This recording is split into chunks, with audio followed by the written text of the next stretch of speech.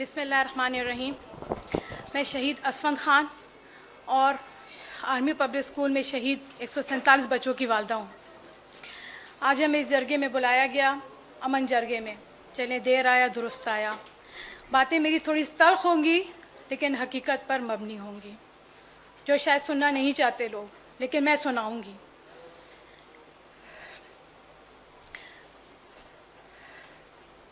मैं किसके हाथ अपना लहू तलाश करूं, मैं किसके हाथ अपना लहू तलाश करूं, तमाम शहर ने पहन रखे हैं दास्ताने।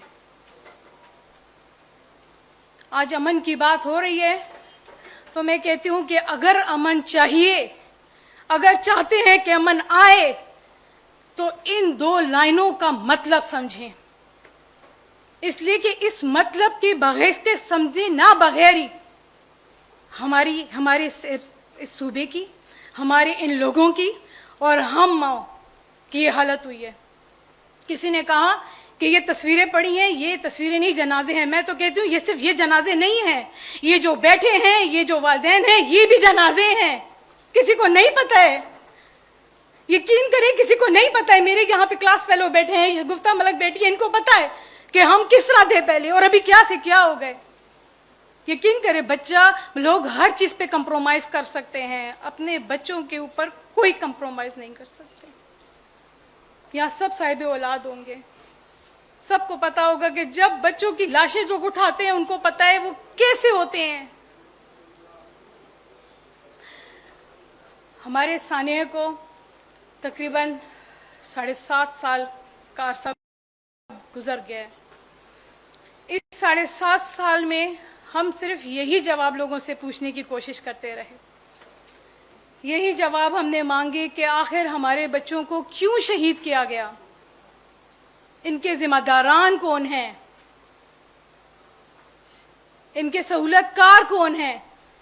जो आए थे मारने XYZ वो तो चलो चले गए, मर गए, लेकिन किसकी गफलत से ऐसा हुआ है? आपको क्या लगता है जब ये एक सानेहा होता है, कहीं पर भी डेड बॉडीज गिरती हैं, क्या ये ऐसे ही होता है? नहीं, ये प्लान होता है। हर चीज सोची समझी होती है, प्लानिंग के साथ होती है। और हमारे स्कूल का सानिया आसान सानिया नहीं था कि हो जाता, इसको प्लानिंग के साथ किया गया है। मैं तो कहती हूं हर सानिया प्लानिंग के साथ होता है। तो जब ये प्लानिंग के साथ होता है, जो जिम्मेदार लोग हैं उनसे पूछते क्यों नहीं हैं कि जब ये सब कुछ प्लान हो रहा था तो आप किस हाथी के कान में सोए थे, कैसे सब कुछ हो गया? हमारी एजेंसीज कहां सोई थी? क्या सिर्फ वो कुर्सियों पे एयर कंडीशन कमरों में बैठने के लिए हैं? बड़ी बड़ी लैंड क्रूजरों में घूमने के लिए हैं? यहां सारी क़यादतें बैठी हैं, देखा जाए तो लीडिंग पार्टी बैठी हुई है और हम विक्टिम्स हैं। सारा सवाल आप लोगों से बनता है। हमारे सानिया को इतना अरसा हुआ, किसने हमारा हाथ पकड़ा? 7 साल बाद मैं सबके सानियों, किसी ने देखा था मुझे कभी? सबसे पहले मैं ही चीखी थी।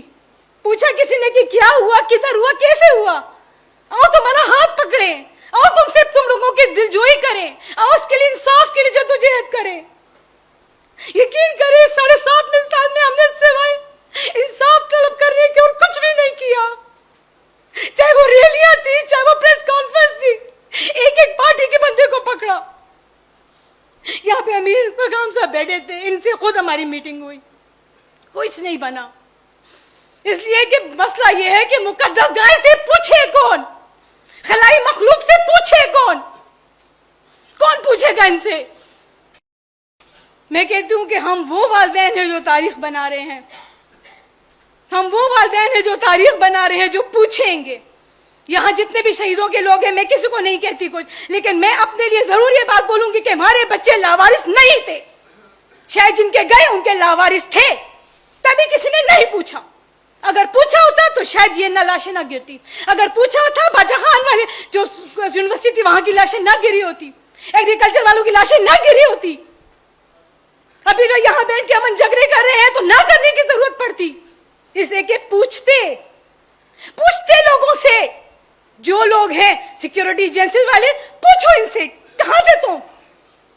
सिर्फ कमरे बैठने के लिए हो एसी वाले में, लैंड क्रूजर में घूमने के लिए हो?